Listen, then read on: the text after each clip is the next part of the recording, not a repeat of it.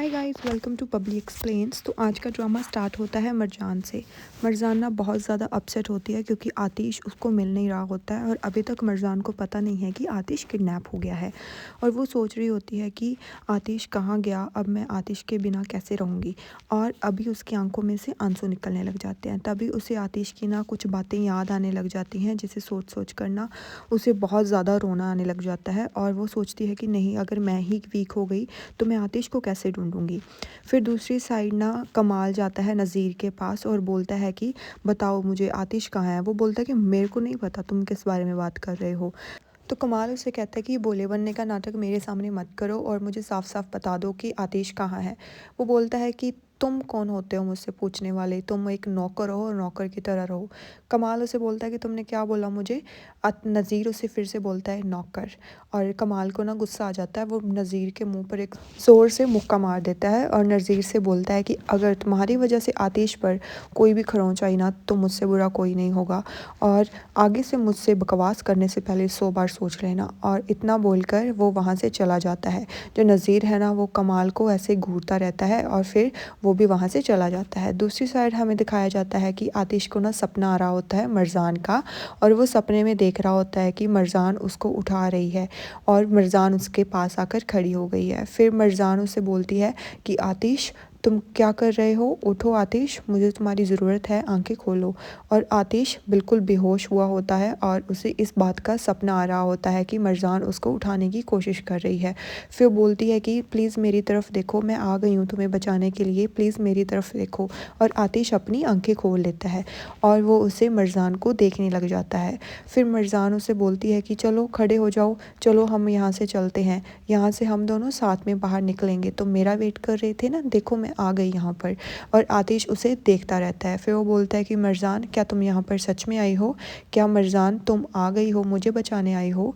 और ये सब वो बोलता रहता है पर वहाँ पर वो बंधा रहता है। फिर मरजान ना वहाँ से चली जाती है और वो आतिश देखता है कि उसके हाथ खुले होते हैं और वो भी मरजान के पीछे पीछे उस गेट की तरफ जाने लगता है।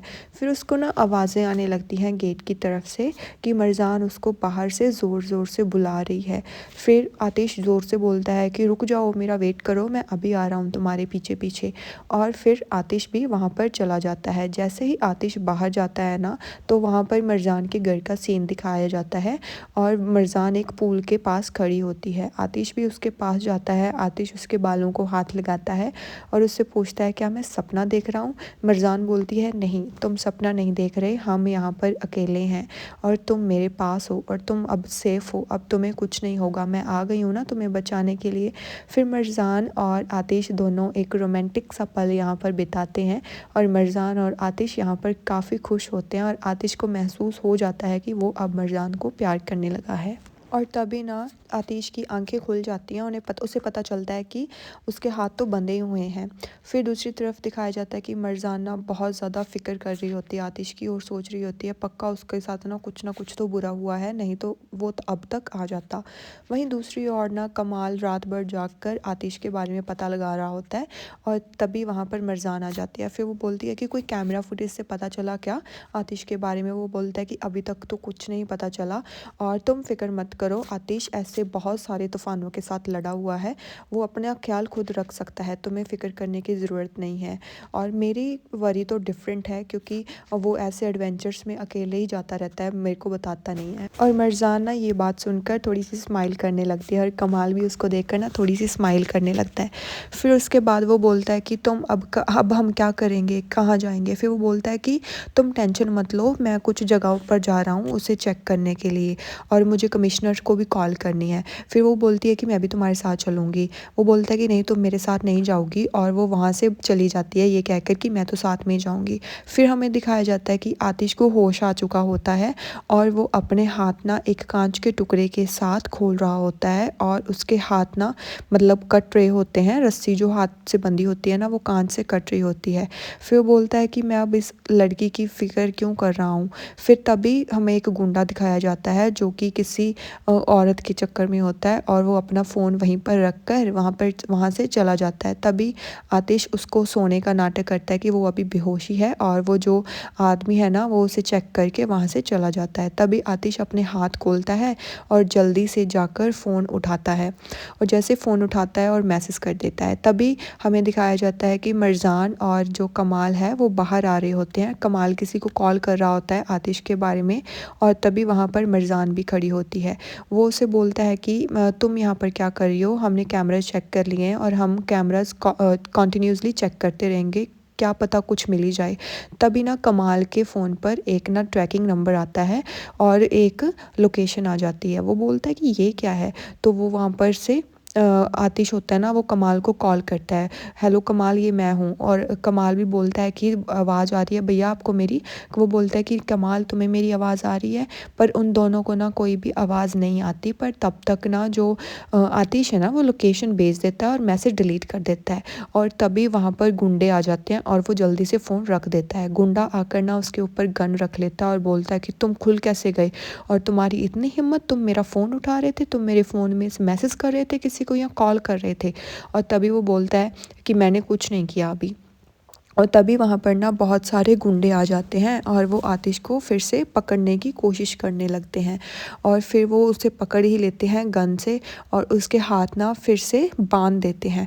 तभी मरजान भी कमाल को बोलती है कि मैं भी तुम्हारे साथ आ रही हूँ और मुझे वापस मत भेजना। वो बोलता है कि get out from my car, तुम मेरे साथ नहीं चल सकती, वहाँ पर हमें नहीं पता कि क्या है, क्या पता ये ट्रैप हो और तुम मेरे साथ क्यों आ रही हो।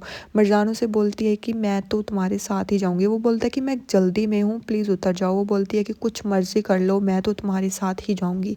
और फिर असली ना उन दोनों को देख लेती है। फिर वो कमाल को जल्दी से कॉल करती है कि तुम दोनों कहाँ पर जा रहे हो। फिर वो बोलता है कि हमें भी नहीं पता हम कहाँ पर जा रहे हैं, पर मैं बाद में बात करता हूँ। फिर वो बोलती है कि मरजान तुम्हारे साथ क्यों जा रही है। फिर वो बोलता है कि ये सब मैं बाद में एक्सप्लेन कर दूँगा, अभी मैं फ़ोन पर कुछ भी नहीं तुम्हें बता सकता और प्लीज़ फ़ोन कट कर दो, अभी मेरे को बहुत काम है। फिर तभी ना असली की माँ वहाँ पर आ जाती है। वो असली को पूछती है कि कोई न्यूज़ मिली क्या आतिश के बारे में। असली बोलती है कि नहीं, आतिश के बारे में कुछ नहीं मिली न्यूज़ अभी तक, क्या पता वो सेफ़ है या नहीं। फिर असली की माँ कहती है कि ऐसे मत बोलो, कमाल शायद कुछ ना कुछ कर रहा होगा। असली बोलती है कि माँ मेरे को ना उसके बारे में बैड थॉट्स आ रहे हैं। असली की माँ बोलती है नहीं नहीं, वो ठीक सलामत ही वापस आ जाएगा। फिर उसके बाद जो लोकेशन भेजी होती है ना कमाल को आतिश ने, वहाँ पर कमाल और मरजान वहाँ पर पहुँच जाते हैं। फिर कमाल उसे बोलता है कि तुम जाकर ना कार में वेट करो, मैं अभी आ रहा हूँ। वो बोलती है कि नहीं, मैं तो तुम्हारे साथ ही आऊँगी। फिर कमाल उसे बोलता है कि तुम इतनी ज़िद्दी क्यों हो, मैंने तुम्हें यहाँ पर लेकर आया, मैं वो ही बहुत है। अब प्लीज़ कार में बैठ जाओ और प्लीज़ मेरी मुश्किलें ज़्यादा मत करो और जाकर कार में बैठ जाओ। फिर मरजाना जाकर कार में बैठने का नाटक करती है और कमाल ना वहाँ से भाग जाता है। जैसे वो देखती है कि कमाल वहाँ से चला गया, वो भी वहाँ से चली जाती है। दूसरी साइड हमें दिखाया जाता है कि आतिश को फिर से बांध दिया जाता है और एक गुंडा उसके पास खड़ा रहता है और जो दूसरा गुंडा है ना वो उसको धमकी देता रहता है कि अब तो तुम गए, अब हम सब इकट्ठे होकर तुमको मारेंगे और अब तुम्हें हमसे कोई भी नहीं बचा सकता। आतिश उसे बोलता है कि अच्छा, तो तुम क्या चाहते हो कि मैं तुमसे डरूं, पर मैं तुमसे नहीं डरता और अगर तुम मुझ पर गोली चलाना चाहते हो तो तुम गोली चला सकते हो। गुंडे को ना और गुस्सा आ जाता है और वो गन निकाल लेता है। फिर वो बोलता है कि तुम्हें क्या लग रहा है अभी मैं डर रहा हूँ तुमसे, बिल्कुल भी नहीं, तुम मुझ पर गोली चला सकते हो। और तभी वहाँ पर ना एक दूसरा गुंडा आता है और बोलता है कि जल्दी से बाहर आओ, कोई आ गया है। और फिर जो आतिश है ना वो बोलता है कि कमाल मेरे भाई, मेरे शेर, जल्दी से पहुँच जाओ यहाँ पर। तभी ना कमाल के पीछे से आकर एक गुंडा उसके ऊपर बंदूक लगा लेता है और कमाल उससे साथ झगड़ा करने लग जाता है। फिर कमाल उसको ज़ोरदार मुक्का मारता है और वो आदमी नीचे गिर जाता है। तभी दूसरा आदमी आकर कमाल के सर पर गन मार देता है और कमाल वहीं पर गिर जाता है। तभी जो मरजान है वो भाग रही होती है और वो देख रही होती है कि मैं कहाँ पर जाऊँ और कहाँ पर आतिश को ढूंढूं। तभी ना वो भागते भागते ना उसको एक घर सा दिखाई देता है और वो भागकर ना वहाँ पर छुपकर देखने लग जाती है कि क्या इसमें ही आतिश होगा।